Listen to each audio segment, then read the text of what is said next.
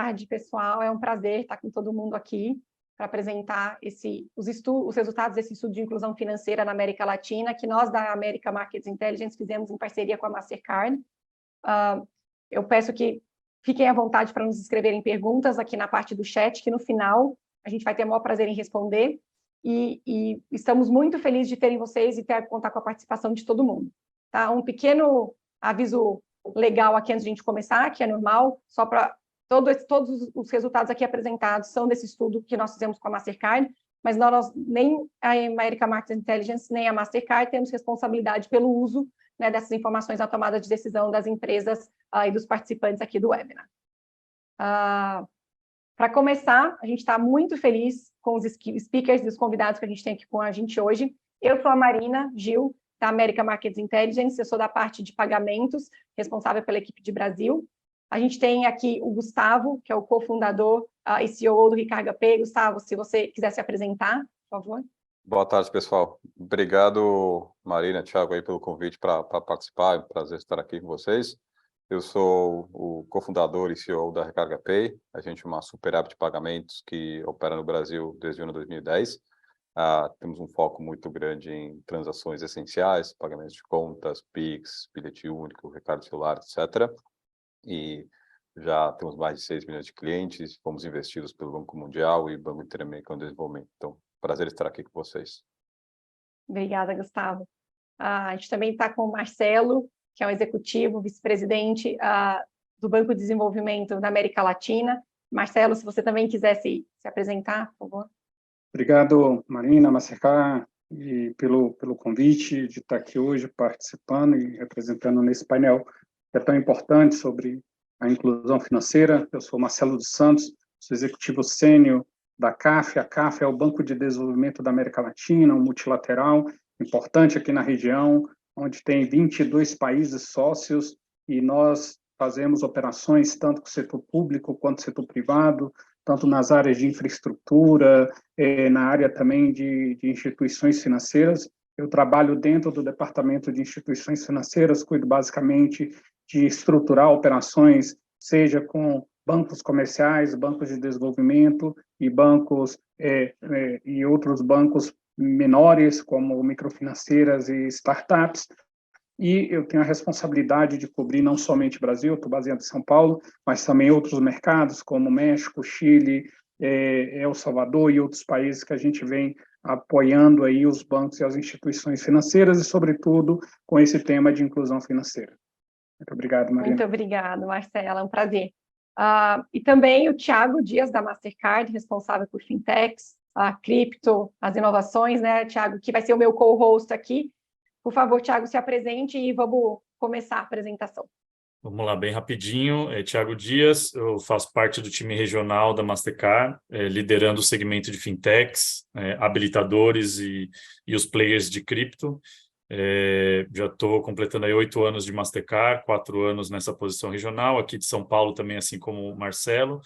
E queria agradecer aí, Gustavo, Marcelo, pelo tempo, por participar junto com a gente dessa discussão tão relevante, né, para a América Latina. E Marina, obrigado aí por organizar aqui e ser a nossa host desse papo. Obrigada. Vamos começar. Thiago, você quer explicar o background, como que aconteceu lá atrás, né, a EMA e a Mastercard no projeto? Claro, esse momento aqui para a gente é super importante, porque é uma segunda rodada, na verdade, de um projeto maior, com uma visão mais de longo prazo, que começou lá em 2020, pouco tempo depois, né, do full lockdown que a gente teve por conta da pandemia de Covid-19. A gente rodou um estudo ali entre novembro e janeiro,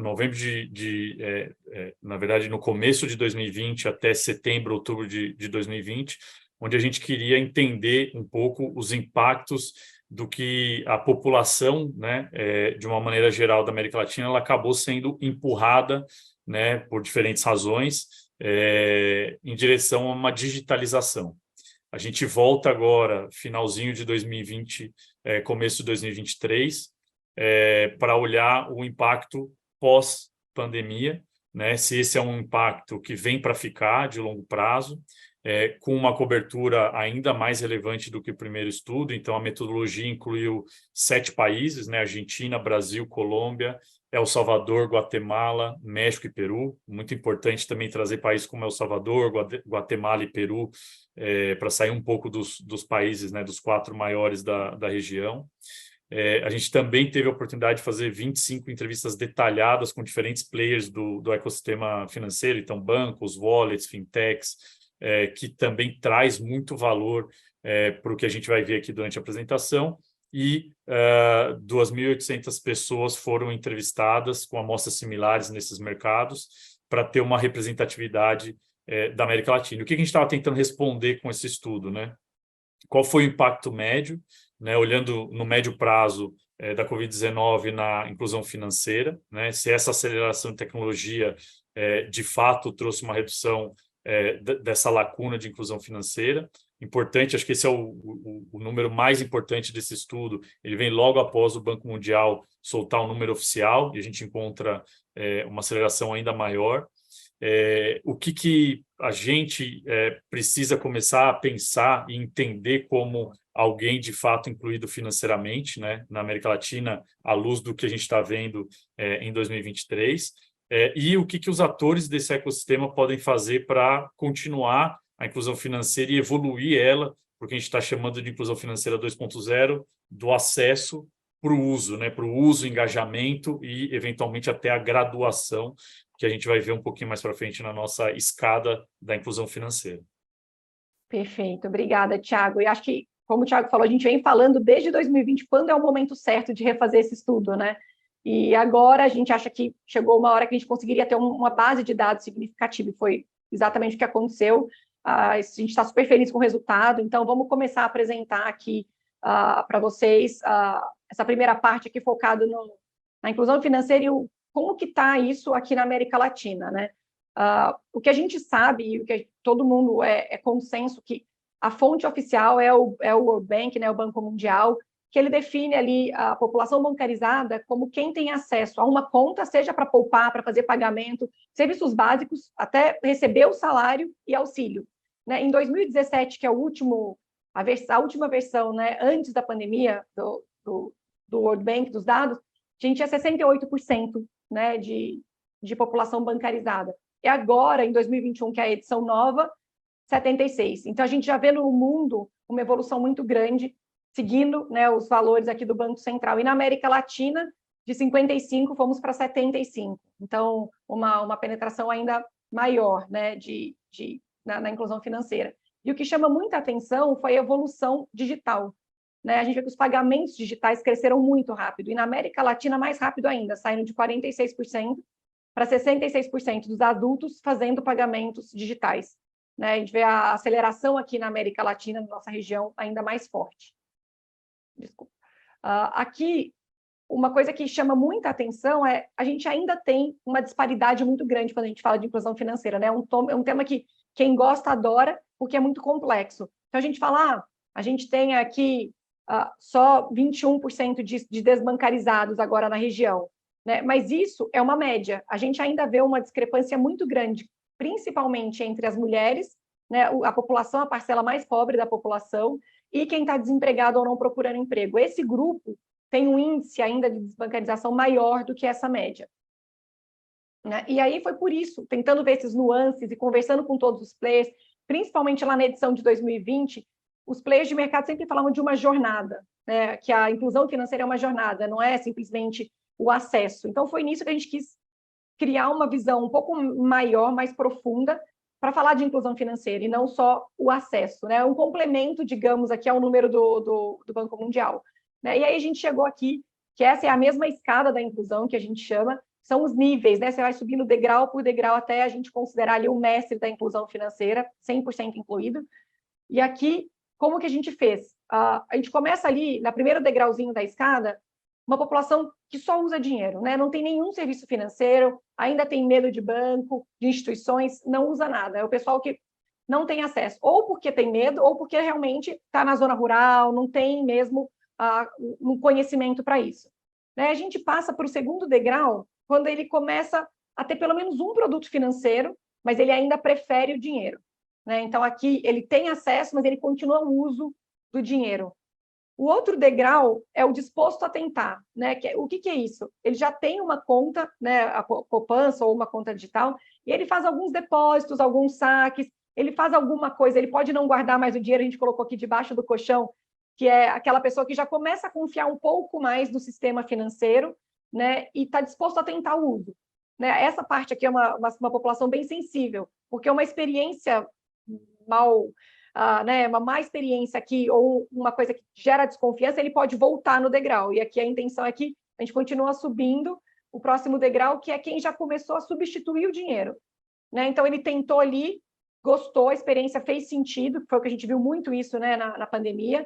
Aquela primeira barreira do uso foi passada. Né? Então, ele já tem a conta, usa recurso básico, faz transferências, faz uma compra com cartão, faz recarga de celulares, né, faz pagamento de conta ali no dia a dia, usa as carteiras digitais. Então, ele realmente começou a substituir o uso. E ele entende os benefícios disso. Né? E a gente passa ali para um outro degrau, que é o dos entusiastas, a gente chama. Aqui já tem produtos mais avançados, produtos de crédito, seguro, né? Já começou a se arriscar mais ali no mundo financeiro, e ele entende, né, que esses produtos, a variedade dos produtos, pode ajudar a progredir na vida. Né, seja com investimento, seja com o próprio seguro, até fazer um LOA, né, um empréstimo de uma forma que faça mais sentido. E aí a gente vem aqui para né, o mestre dos mestres, que é aqui a parte da população que realmente usa frequentemente, conhece todos os sistemas, né, ele é mestre porque ele sabe tomar decisões baseado, né, baseado nas suas necessidades do que o mercado tem a oferecer para o seu recurso financeiro. Tá? Então, ele compreende perfeitamente. Fala graduado aqui, entusiasta e mestre, que são os que têm conhecimento e usam frequentemente. Né? Quem usa são os dispostos a tentar e os que substituíram o dinheiro, uma parte ali dos que preferem usar dinheiro, que usam uma vez ou outra, e quem só tem acesso, né, o primeiro degrau da escada. Então, aqui a ideia é a gente acompanhar a evolução na região do nosso estudo de 2020 até o estudo de agora, como que foi essa mudança. E o resultado super interessante, né? A gente vê aqui que a gente já tem mais de 100 milhões de pessoas que foram bancarizadas, né? Se a gente olhar aqui a parte da esquerda, pré-Covid, a gente tinha 45% da população no só usa dinheiro, ou seja, ainda desbancarizado. Lá em 2020, isso foi para 34% e agora a gente chega em 21%. Então, que é esse número que a gente está usando, né? A média da região de 21% de desbancarizados.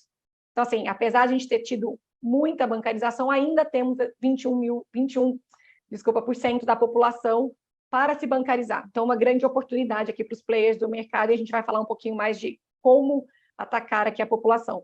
E uma outra coisa super importante foi esse aumento expressivo, né, de quem está no disposto a tentar. Antes, 10% estava disposto, acho que com a pandemia, muita gente não teve opção, né, teve que tentar entrar no sistema, aí a gente foi para 25%, e agora a gente tem 35% ali da população nesse degrau, digamos, que é, como eu falei ali na frente, onde a gente como players do mercado financeiro, tomar muito cuidado, atenção para conseguir mudar, né, e que eles continuem ascendendo na escada e não desistam e voltem, né?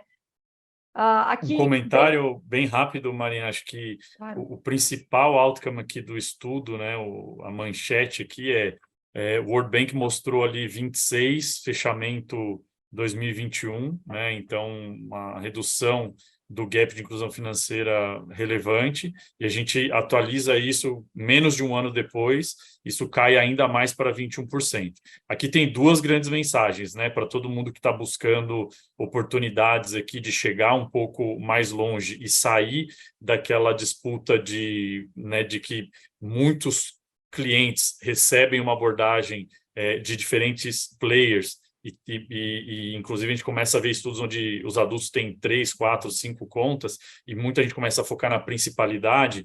Aqui eu acho que tem duas mensagens-chave, né? 100 milhões de pessoas se bancarizaram e se tornaram uma ótima oportunidade para acelerar ali na escaleira, né? Na escada de inclusão financeira, mas ainda tem mais de 100 milhões de pessoas na América Latina ali por serem bancarizadas. Então, continua sendo um total aí de 200 milhões de pessoas, que acho que é uma grande oportunidade aqui de levar além do acesso, né, para produtos mais sofisticados e a principalidade, e 100 milhões, um pouco mais de 100 milhões, que ainda tem uma oportunidade de bancarização aí por ser feita. Exatamente, temos oportunidades em todas as etapas da jornada, né? E aí aqui um dado que também é muito importante, a mensagem desse slide aqui, é basicamente que dos desbancarizados, na entrevista que a gente fez, 20% desses entrevistados, eles acessaram o sistema a primeira vez durante a pandemia. E o mais interessante ainda é que 15% desses fizeram esse acesso para receber um subsídio. Então, a gente mostra que a importância, né, que a gente já tinha falado isso no outro estudo, mas a importância dos governos nacionais, né, que eles tiveram aqui, Brasil, Colômbia, no pagamento dos incentivos. Aqui no Brasil, a gente lembra do auxílio, né, o Corona Voucher, que era pago só digitalmente, então isso fez com que muita gente não tinha opção, tiveram que, né, acessar o sistema. E a gente vê que a boa notícia é que acessaram e têm progredido, né, na escada de inclusão. E aqui, também uma coisa muito importante, durante a pesquisa, a gente fez uma pergunta que era, né, qual é o percentual, né? Quem usa o dinheiro para pagar entre 75% e 100% das suas despesas mensais? Digamos, a maioria das suas contas você ainda paga com dinheiro. Na primeira edição, a gente tinha que 25% ainda preferia usar o dinheiro para a maioria dos pagamentos, e agora isso caiu para 15%, que também é significativo aí, 3 anos de diferença, né? E o outro dado, que acho que todo mundo concorda, é a questão dos smartphones e os pagamentos, né, com celulares, mobile. É que 88% dos consumidores eles têm produto financeiro e têm o smartphone para fazer esses pagamentos. Né? Seja aí, a gente coloca aqui 80% para enviar dinheiro para outra pessoa, 70% para receber. Aqui no Brasil, especificamente, isso aqui também teve um boom com o Pix, né, que aconteceu tudo junto ali. Acabou o lockdown, veio o Pix. Então, muitos incentivos aqui para a população no Brasil, especificamente, também para permanecer na escada da inclusão, né, Thiago? Aqui, Marina, acho que vale alguns comentários, né? Quando a gente olha para as notícias, estudos mais recentes aí, a gente teve Febraban-Tech falando muito sobre isso nas últimas semanas, né? Eu acho que a gente falava muito dos bancos tradicionais precisando passar por uma transformação digital. Eu acho que isso já se materializou como realidade, né? Os bancos costumam já falar que 80% das suas transações acontecem no ambiente digital. Então, você tem esse primeiro fator que é super importante. O segundo fator você começa a ver tecnologias como WhatsApp Pay, P2P, P2M, começando a rampar com uma experiência de pagamento muito atrativa e com um nível de segurança muito similar a todos os trilhos de cartões, né?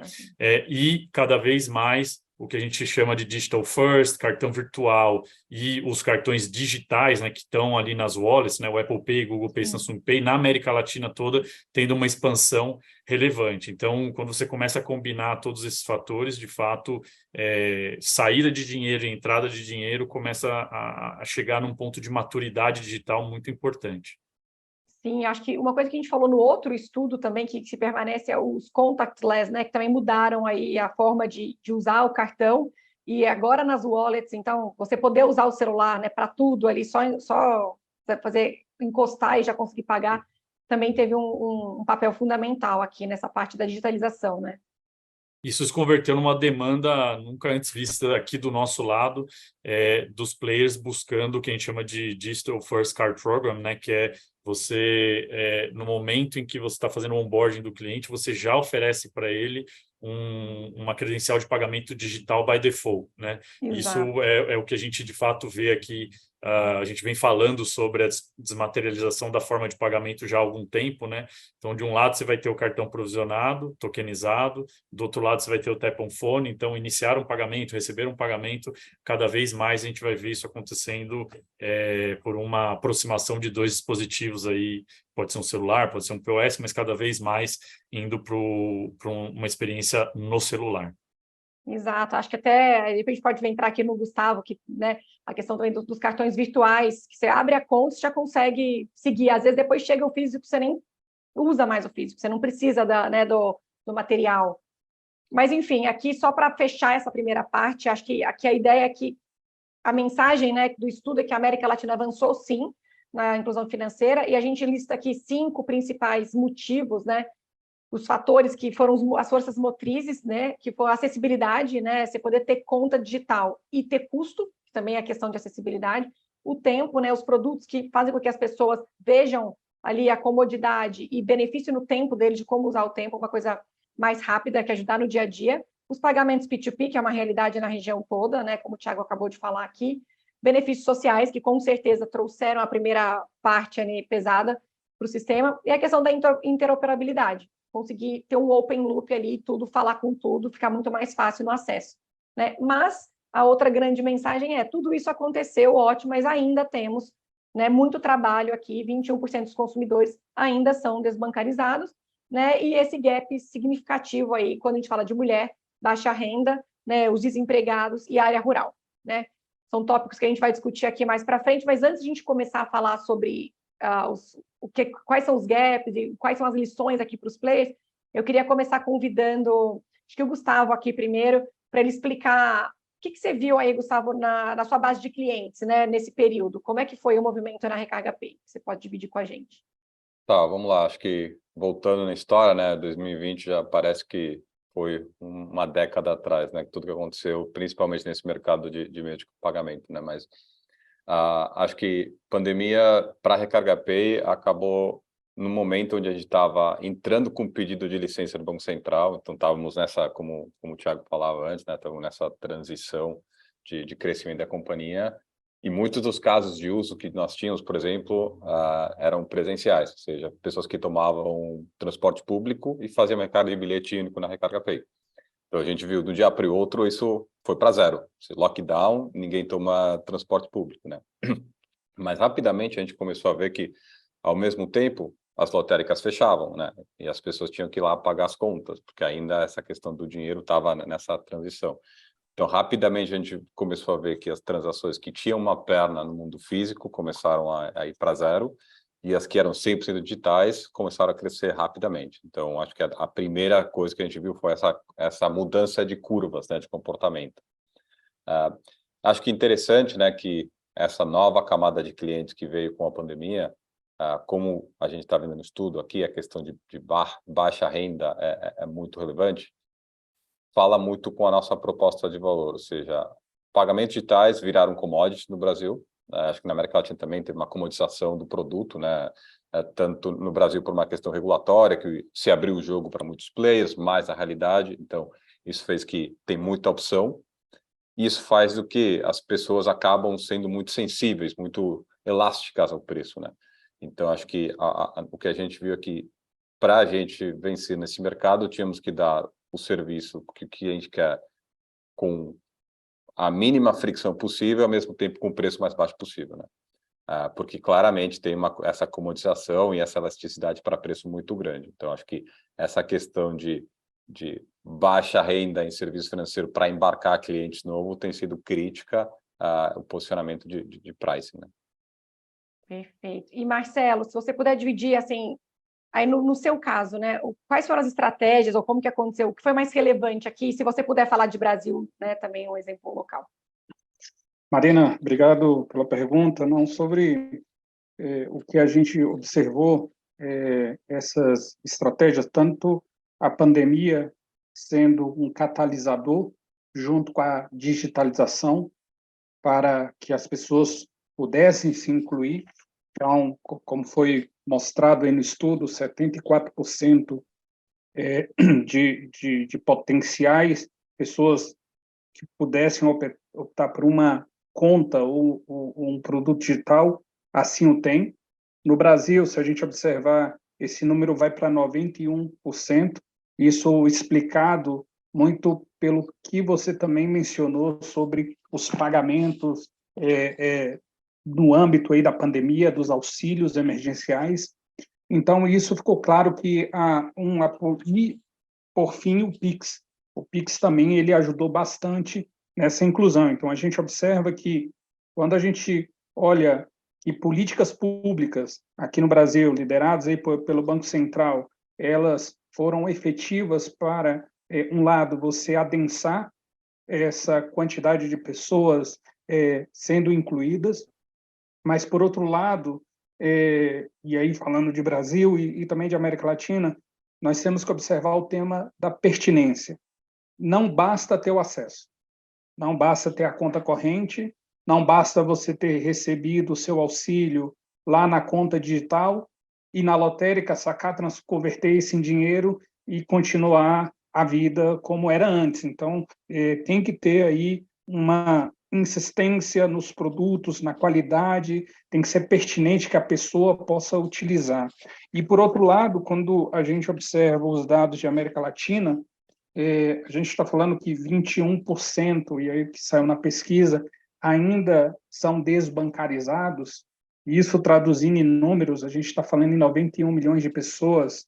Se a gente observar a população da Argentina está em torno de 45, a população da Colômbia são 55, então a gente está falando de uma Colômbia e uma Argentina juntas que estão sem acessar um produto financeiro no século XXI, aonde que na cauda, se a gente olhar uma curva de distribuição, nessa cauda estão mulheres, estão pessoas com baixa renda, e estão quem está aí em situação, vivendo nas zonas rurais, porque não chega nenhum tipo de serviço de telecomunicação, muitas vezes, e também, com isso, não tem como você acessar os produtos mais digitais. Então, tem que, sim, avançar nessas estratégias. Interoperabilidade é uma coisa, Open Bank, quando a gente observa, ele vem avançando, mas ainda tem um caminho muito grande a ser percorrido para você incluir essas pessoas, e a inclusão dessas pessoas vai gerar, sim, todo o tema de crescimento sustentado, que é diferente de sustentável. Sustentado é quando você, ano a ano, você aumenta, e não somente o sustentável, que tem a ver com outros âmbitos. Então, a gente aqui na CAF vem ajudando bastante nesse tema, temos apoiado várias instituições financeiras na América Latina, inclusive no Brasil, e aí só para dar 2 exemplos aqui e fechar minha fala, a gente tem operações com vários bancos aqui, um exemplo seria o Banco do Nordeste. Nós temos operações lá para fomentar o microcrédito na região Nordeste do Brasil, onde, com pouco recurso, nós conseguimos impactar 120 mil pessoas no acesso ao crédito, que é uma outra parte da pesquisa que vai ser mostrada, que só 30% dessa população tem acesso a financiamentos. E um outro tema também, aí mais interno, a CAF promove um laboratório de inclusão financeira, aonde nós buscamos aí ideias através de challenges, hackathon, na América Latina, para fomentar e impulsar empresas que tenham ideias, principalmente startups, que tenham ideias aí para colocar em prática e o mercado comprar. Então, nós, junto com alguns aceleradores, como Endeavor, como a Mastercard, está entrando nessa nova edição que a gente está fazendo agora para 2023-2024, temos buscado e capturado algumas startups inovadoras que busquem fomentar o tema da inclusão e também da educação financeira, que é um outro tema que a gente vai debater mais à frente. Sim. Obrigado, Marina. Não, perfeito, Marcelo, obrigada. E aí, só para fechar o looping aqui, Thiago, isso que o Marcelo falou, né, de como fazer as parcerias, como que isso entra, ainda tem muito a fazer nesses 21%, né? E o que isso impacta os objetivos da Master para a América Latina, aqui da Mastercard? Antes de falar especificamente da América Latina, eu quero só reforçar os compromissos globais que a gente assumiu, que são compromissos públicos, que são revisados aí recorrentemente nos encontros nos earnings calls e também no nosso report de ESG, né? Que é um compromisso de viabilizar a inclusão financeira digital de 1 bilhão de consumidores, né? A gente atingiu a primeira meta de 500 milhões muito antes do que a gente tinha estabelecido, e agora a gente está em busca de 1 bilhão de consumidores e 50 milhões de pequenos negócios. que acho que aí tem também um fator super importante, o Marcelo comentou, e acho que o Gustavo, como Recarga Pay, também tem esses dois olhares, né? Quando a gente olha para os pequenos negócios, né, que é a força motriz da economia do ponto de vista de emprego, geração de receita, número de CNPJs, geração de impostos, collection e tudo mais, é uma força motriz da América Latina e no mundo não é diferente. Então, a gente tem muito claro esses dois lados, né? O lado de incluir os consumidores, incluir os pequenos negócios, porque se eu consigo trazer prosperidade digital para os dois, a gente como economia, como sociedade, né, tem um impacto ainda mais relevante. E acho que aí a gente tem a oportunidade de olhar um pouquinho, tanto o Gustavo comentou e o Marcelo, né, que vão levar a gente depois para o finalmente aqui, acho que um pouco das conclusões e as lições aprendidas do nosso estudo. Acho que crédito se torna agora, né, a próxima barreira a ser executada aí, e crédito vai demandar diferentes atores. Então, como o Marcelo bem comentou, crédito, programas de microcrédito, educação financeira, crédito subsidiado. Eu acho que isso é eu vou falar em mais detalhes depois, quando a gente chegar nesse slide, não quero dar o spoiler aqui, mas acho que essa é a próxima barreira da inclusão financeira. A gente tem muitos programas ao redor do mundo. Eu vou falar, inclusive, de parcerias que a gente tem aqui no Brasil, que eu acho que serve para tangibilizar um pouco como a gente está olhando para isso. Uma delas é o programa Strive, né, que é uma parceria entre a CUFA, Aliança Empreendedora, liderada pela Caribou Digital, e pela Flourish, que é uma das startups do nosso programa de engajamento com startups global, o StartPath, que tem como objetivo, só nesse programa, incluir digitalmente 500 mil empreendedores nas favelas, né? Então, a gente está colocando investimento, esforço e diferentes atores do ecossistema para pensar e trabalhar soluções que sejam sustentáveis do ponto de vista de rentabilidade, sejam escaláveis, que tenham o alcance necessário e que possam se customizar do ponto de vista de a realidade, o contexto e o local onde a gente quer, de fato, trazer inclusão financeira. Então, aqui é um exemplo muito claro de como trazer algo específico para ajudar a reduzir aquela disparidade que a gente falou, né? Então, dos mais pobres, aonde tem um índice de desemprego mais alto. Então, esse é um exemplo super tangível. Um outro exemplo que eu gosto de usar bastante é uma outra fintech que é parceira nossa, já de longa data, que é o Impact Bank, né? Eles trazem uma solução muito focada em atuar em ecossistemas de impacto. Então, você pega uma região, um bioma, uma floresta ou uma região muito distante e você cria uma intervenção ali onde uma parte do lucro dessa própria operação gera um fundo de impacto para aquele ambiente. Então, você que é o negócio que está lá na Chapada dos Veadeiros ou lá no Pantanal, quanto mais digitalizado você for, mais impacto você está gerando para o lugar onde você vive. Então, uma engenharia reversa financeira e de abordagem de negócios que é muito interessante.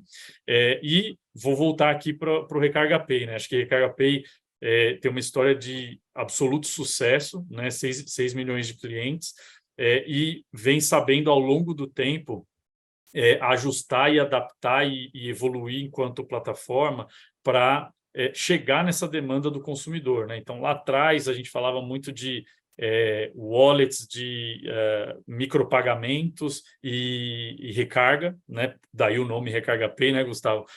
Mas hoje é algo muito mais completo do que isso, e vai de encontro àquela escada que a gente olhou. Então, acho que tem exemplos de coordenação de diferentes atores, exemplos de novos modelos de negócio sendo criados já com uma mentalidade diferente, e exemplos de players que estão sempre se inovando e sempre se adaptando à demanda do consumidor para entregar o que de melhor eles sabem fazer, que é a tecnologia, para entregar acesso ao consumidor final. Obrigado aí, Thiago. Deixa eu só fazer que acho que é interessante, que a gente falando de crédito aqui, dessa evolução. Só queria contar uma experiência nossa aqui. A gente né? Fora a parte de pagamentos, que é o mais conhecido da Recarga Pay, a gente tem uma operação de crédito bem relevante também, que vem nessa pegada de eu ter que conhecer bem meu cliente para oferecer o produto que ele precisa. Então, a gente começou isso como um caso de uso, onde a gente tinha clientes com histórico relevante já na Recarga Pay, que tinham que pagar uma conta de luz, por exemplo, e o cartão deles de crédito já estava o limite zerado e a carteira estava sem dinheiro. Se a gente ia consultar o mercado para um score de crédito tradicional, o mercado ia negar, né? Porque claramente o cara está sem dinheiro. A gente fez, o que se a gente cria o nosso behavior score interno baseado no histórico? Ou seja, eu já sei que esse cara paga a luz todo dia 20 do mês e esse mês ele está sem grana. Será que eu posso correr o risco de eu faço originação de crédito, eu tomo o risco dele? Ele é um usuário bom, ele vai me pagar. Essa foi um pouco a nossa hipótese. E, na realidade, esse foi a semente do nosso produto de crédito, onde se eu vou para o mercado, a metade dos meus clientes eu negaria hoje. A metade do meu portfólio de crédito, que é um portfólio hoje que já está originando 50 milhões mês, quase 150 mil microcréditos mês, eu negaria metade disso se eu fosse para o mercado para consultar um score.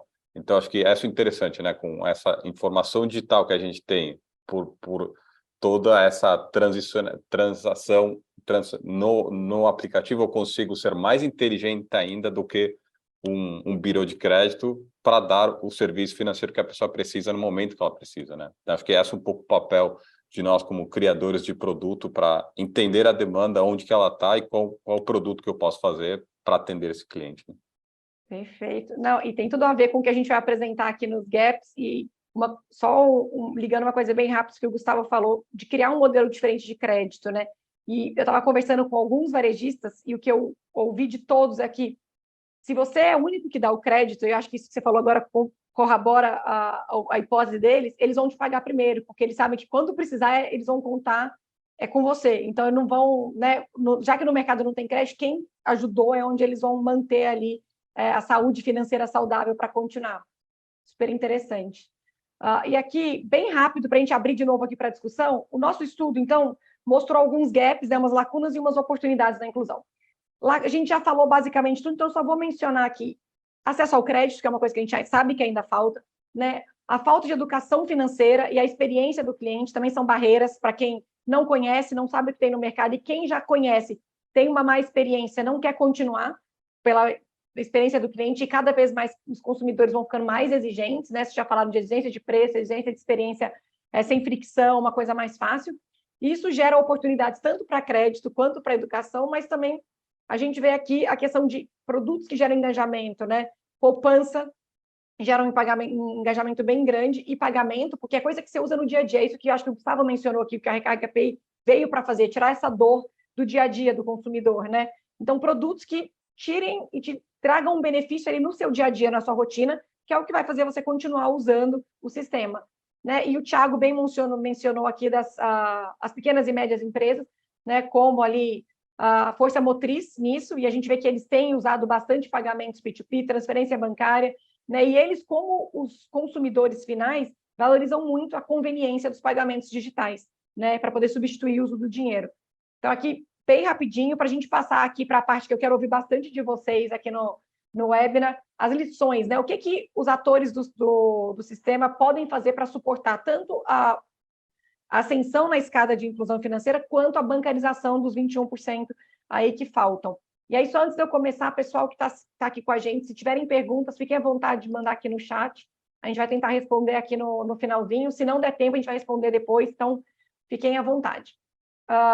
Aqui, bem rápido, eu vou apresentar as 4 primeiras, abrir uma para a gente falar, e aí depois a gente segue, tá? Que é personalização, a gente já falou isso, o Thiago falou bem aqui, né? Como é que a gente vai no caso a caso, né, a customização, a adaptação para cada consumidor. Não adianta você oferecer crédito para o cara que está procurando investimento, isso não vai gerar o efeito que precisa. Então, como é que a gente personaliza? Centralizar o desenvolvimento em produtos de crédito, que é o próximo passo da inclusão que a gente conversou aqui, né? Tem que ser uma coisa fácil, intuitiva, uma coisa que usa o sistema alternativo, igual o Gustavo falou, você não vai conseguir chegar nesse pessoal desbancarizado usando os mesmos padrões, né? Hoje a gente tem uma infinidade aí de modelos alternativos, né? Reconceitualizar e ajudar na educação financeira. A gente vê que a grande maioria da população ainda não tem, né, da população não bancarizada, não teve nenhum suporte, nenhum treinamento para poder entrar no mercado, e os players vêm fazendo isso com frequência, o Thiago mencionou, o Gustavo mencionou, o Marcelo, e questão de comodidade e criar os incentivos para o uso, para que a pessoa que entrou na escada de inclusão não volte, e quem já está ali continuar, né, a sua ascensão.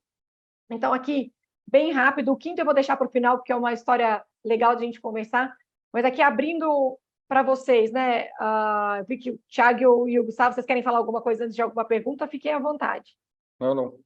Vamos lá. Para você, Thiago, que eu ia te perguntar, Gustavo, desculpa, você já falou um pouco, mas eu acho interessante isso que você falou de como é que vocês vão mudando, né, para adaptar aos clientes, às necessidades dos clientes. Então, foi lá no bilhetinho do metrô, era uma dor física, foi para o digital.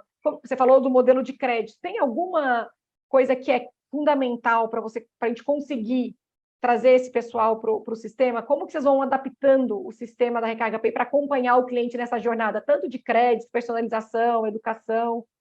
O que você pode dividir com a gente? Eu acho que é crítico aqui do nosso papel é realmente entender o cliente, né? Então, quando a gente fala de priorizar e customizar, antes eu tenho que entender o meu cliente, né? E que claramente um cliente que faz uma transação, sei lá, semanal de recarregar bilhete único não é igual ao cara que precisa parcelar uma conta, né? Ou seja, são duas realidades bem diferentes. Então, acho que uma é entender e que os fluxos sejam desenhados de forma tal de que cada um atende à necessidade do cliente, e ao mesmo tempo a precificação, né? Voltando ao que a gente falou antes, né? Crítico que a gente conseguir criar um produto que atende necessidade com preço justo, né? Porque essa questão de voltar, né, para o dinheiro, quando o serviço financeiro começa a virar caro, a pessoa acaba, né, voltando para a realidade anterior, porque essa é parte do problema.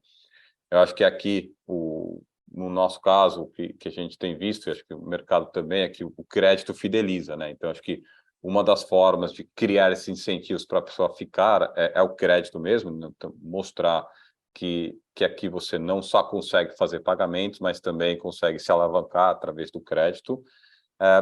E acho que muita dessa educação financeira tem muito a ver com a facilidade, né? Porque as pessoas estão acostumadas a fazer de uma forma, transação em dinheiro tem milhares de anos, né? As pessoas já sabem fazer. Acho que aqui, muitas vezes, a parte, né, digitalização, UX, fluxos, tem muito de como que a gente remove fricção para fazer que o serviço seja mais simples, o mais direto possível, para logo depois evoluir. A gente tem uma pegada muito de essa escada que vocês contavam no começo, né, de o cliente vem, ele faz uma primeira transação, ele testa, né, de alguma forma a plataforma, ele faz uma recarga de celular que, entre aspas, tem pouco risco, né, porque a pessoa bota R$10, cai no celular direto. Em segundos você sabe se aquilo funciona ou não, porque tem essa questão de confiança, né, no mercado financeiro. Uma vez que a pessoa já faz isso com certa recorrência, ele começa a evoluir. Ele, agora eu vou parcelar uma compra, agora eu vou tomar um crédito. Então, acho que entender e acompanhar essa jornada em que cada passo seja como parte da mesma história, acho que do nosso lado é crítico, né? E voltando, acho que um ponto interessante que a gente falou pouco é a parte do papel das micro e pequenas empresas nisso, né? Porque o público desbancarizado geralmente é cliente desse público de PME, que são os que principalmente estão menos evoluídos também na aceitação de pagamentos digitais, né?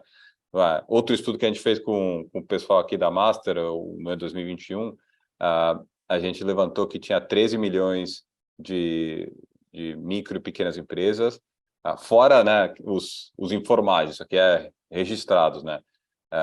Que movimenta quase R$500 bilhão ao ano, né? Então, essa massa diretamente está relacionada com esse 21% que está fora do ecossistema. Então, acho que esse é um papel muito relevante de como que né, as empresas do setor financeiro atendem essas pequenas e médias empresas, para logo que essas atendam desbancarizadas. Então, acho que é uma transição, né, do B2B2C para chegar naquele consumidor com produto que logo consiga se embarcar, né?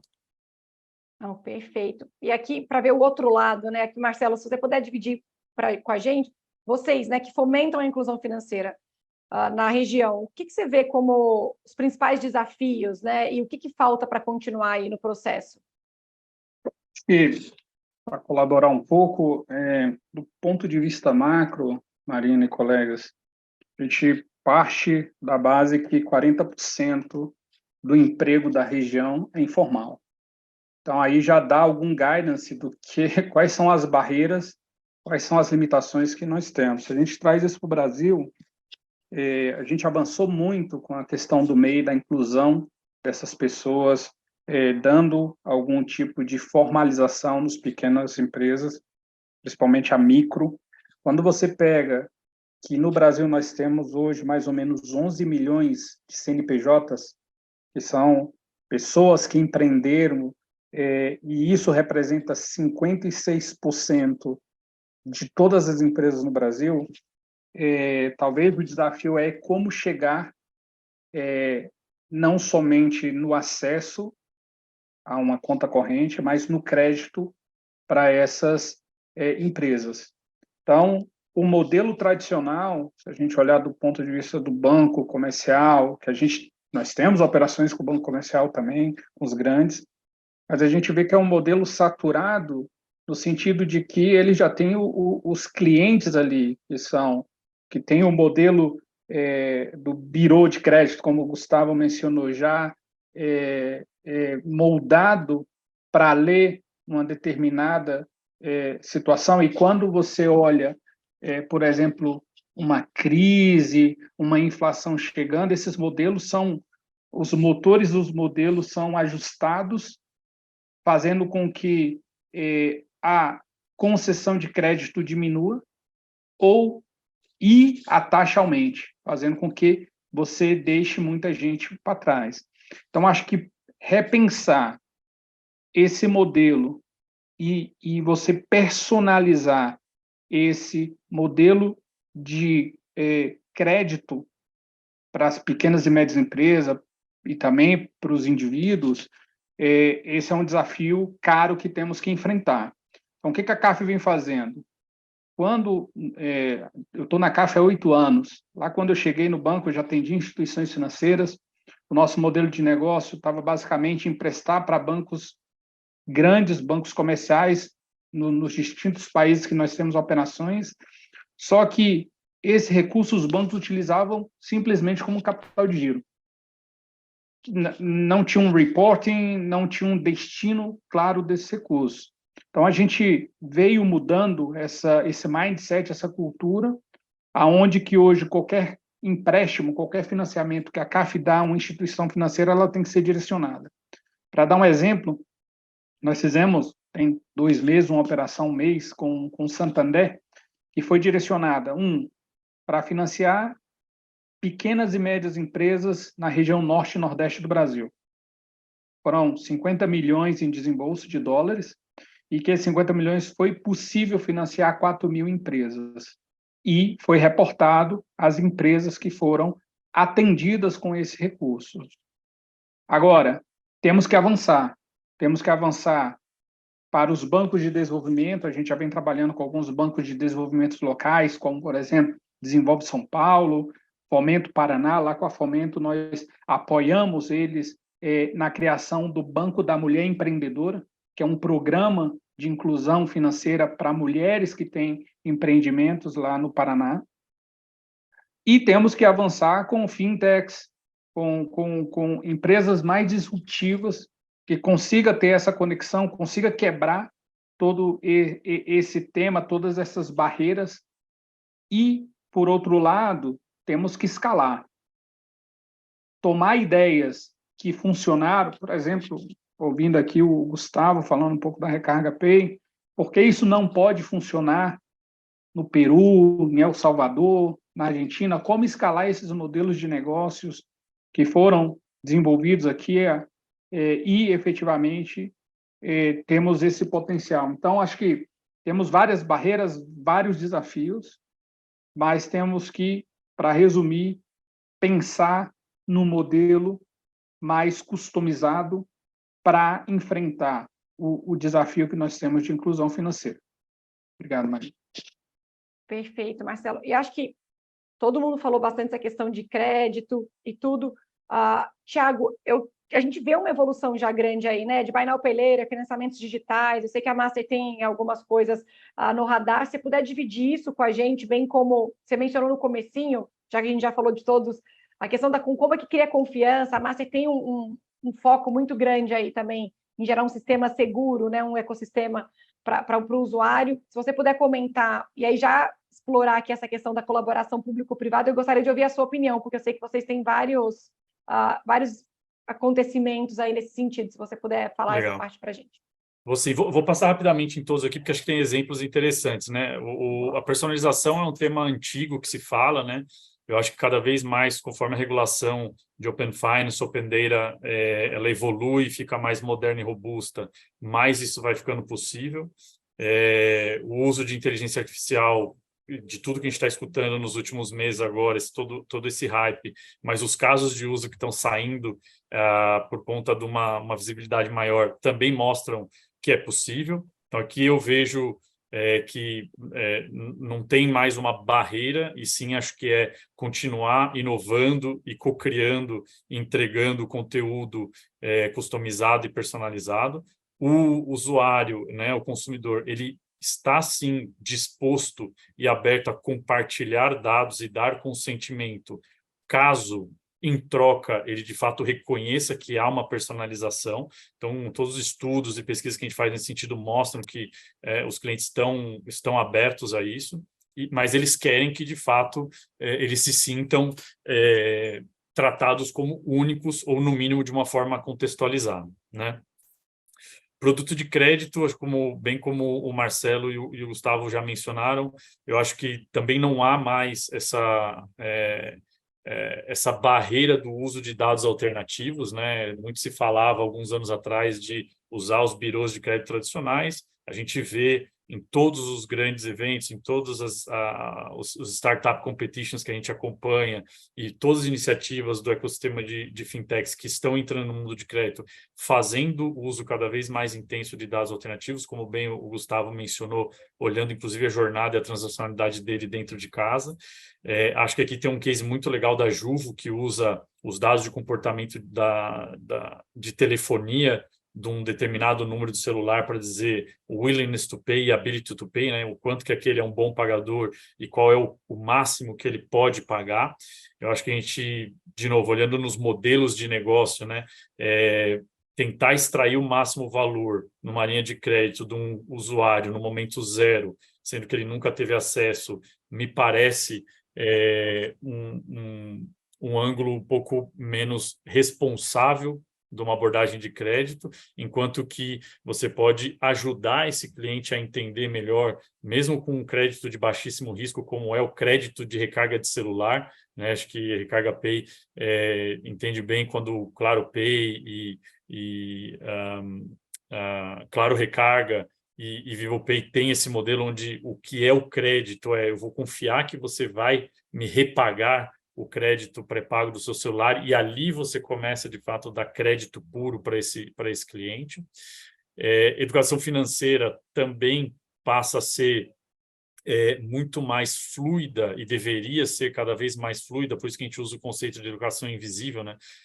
Que é a nossa responsabilidade como ecossistema de entregar um conteúdo em diferentes formatos, diferentes tamanhos, diferente canal, e cada vez mais contextual, de acordo com aquele momento que você está vivendo e aqueles sinais que você está entregando para uma plataforma digital, né? Então, cada vez mais dar conteúdo customizado em todos os sentidos se torna relevante.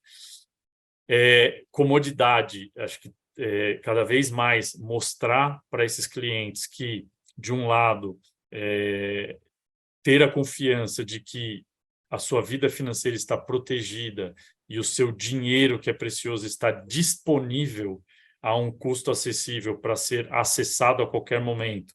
O exemplo que o Gustavo usou de fazer uma recarga, ver em segundos que está acreditado, dar essa confiança, é o mesmo conceito de o que a gente viu, o boom das contas com rendimento, né? De ter alta liquidez, o cliente ver que aquele depósito rende e que ele tem altíssima liquidez imediata.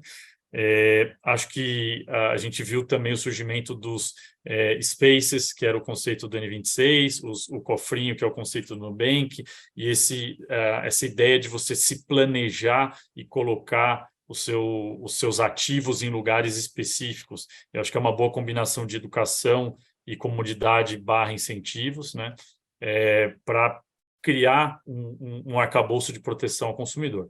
Isso tudo custa muito, né? Então, de novo, voltando para o lado de negócios sustentáveis, entregar valor por uma camada da população que não necessariamente é a mais rentável, mas que ainda assim pode ser sustentável, eu acho que o último aprendizado aqui, e algo que a gente investe muito tempo e recurso ao longo do tempo, é colaboração público-privada, né? Então, a gente viu que Corona Voucher funcionou muito bem, teve que ter incentivos para as pessoas saírem das filas dos ATMs, que foi o que a gente viu no estudo de 2020, né? Foi pago digitalmente, mas teve uma corrida para os ATMs, e aí depois foi uma organização de como tirar as pessoas da fila do ATM no meio de uma pandemia. Mas eu acho que colaborações como o que a gente tem no Triângulo Norte, né, que é o Partnership for Centro-América, que tem recurso do governo americano, mais uma atuação proativa da Mastercard, trazendo incentivos financeiros para novos atores e articulando isso com o setor privado, trazendo novos players para esses 3 mercados, mostra que a gente leva isso muito a sério e que os resultados vêm, né? O subsídio de longo prazo, ele costuma não ser adequado, né? Ele tem que ser um subsídio de entrada, um subsídio de acesso, para que os negócios se estabeleçam e comecem a dar tração.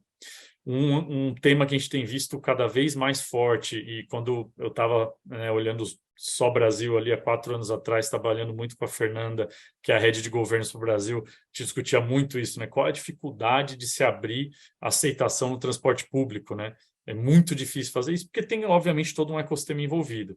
Não só tivemos sucesso, estamos ampliando cada vez mais isso no Brasil, como na América Latina como um todo, a gente começa a ver o tempo todo novos ramais, novos tipos de transporte habilitando isso, né? Então, acho que quando a gente olha para tudo isso, essas lições são muito claras, e agora a gente fecha um pouco com as recomendações para o futuro. Perfeito, obrigada, Thiago, Marcelo e Gustavo, super valiosa aqui os insights. A gente está quase terminando o tempo, acho que não tem muita coisa nova para dizer aqui, já falamos bastante, né? Mas tem muita coisa foi feita, tem muita coisa ainda para ser feita, né? A gente tem 91 milhões ainda de desbancarizados, né? 210 milhões que estão no começo ali na escadinha da inclusão, que a gente tem que trabalhar para que eles não desistam, já entraram, mas não podem desistir.